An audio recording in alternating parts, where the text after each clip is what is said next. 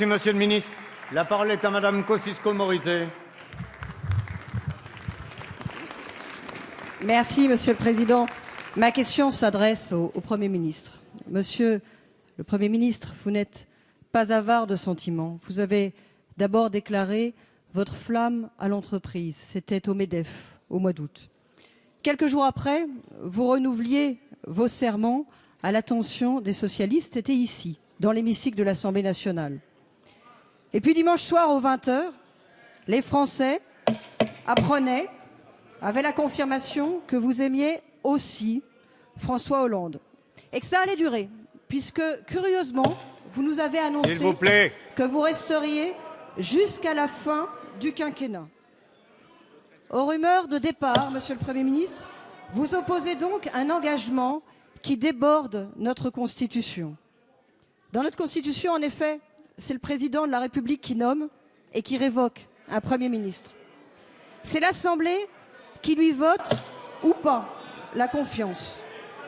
S'il vous plaît, on écoute la question. À quel prix, Monsieur le ministre, Monsieur le Premier ministre, à quel prix avez-vous acquis la garantie de l'emploi que vous nous disiez dimanche? Et c'est là toute la question. Rester, pourquoi faire?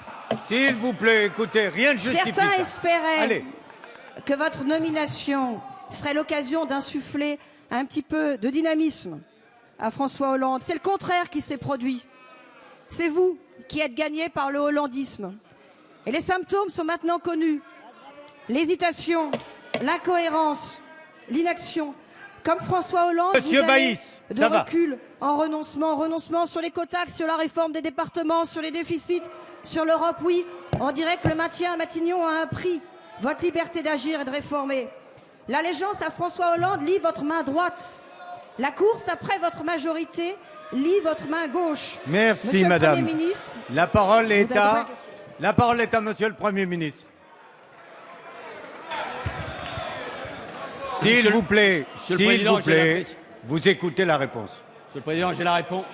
J'ai le sentiment que la question m'était effectivement j'ai l'impression posée.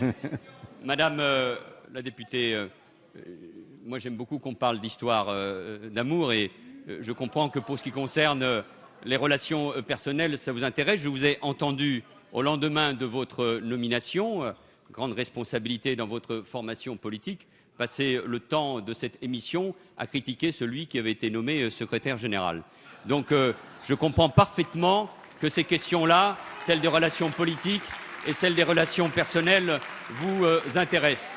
J'ai rappelé dimanche soir, d'ailleurs, les éléments de la Constitution que je connais parfaitement. Je sais qui m'a nommé et je sais qui me fait confiance. Mais j'ai rappelé tout simplement parce qu'avec le Président de la République, nous l'avons ainsi décidé, qu'effectivement, je menais ma mission jusqu'au bout, ce qui ne devrait pas être une surprise, et je la menais jusqu'au bout avec la volonté de réformer ce pays, avec le sens de la justice et de la lutte contre les inégalités, parce que c'est évidemment ça la priorité pour ce gouvernement et pour cette majorité. C'est ça ce que j'ai voulu dire tout simplement aux Français. Alors je vous remercie de vous intéresser à mon sort, je vous remercie de pouvoir me donner l'occasion de vous dire que oui, jusqu'au bout, pour réformer, parce que ce pays a besoin de se réformer, a besoin de réformer son économie pour être plus fort, plus compétitif. Nous avons besoin de nous appuyer sur nos entreprises comme nous avons besoin de nous appuyer sur nos salariés. Nous avons besoin aussi de nous rassembler, nous l'avons démontré il y a un instant,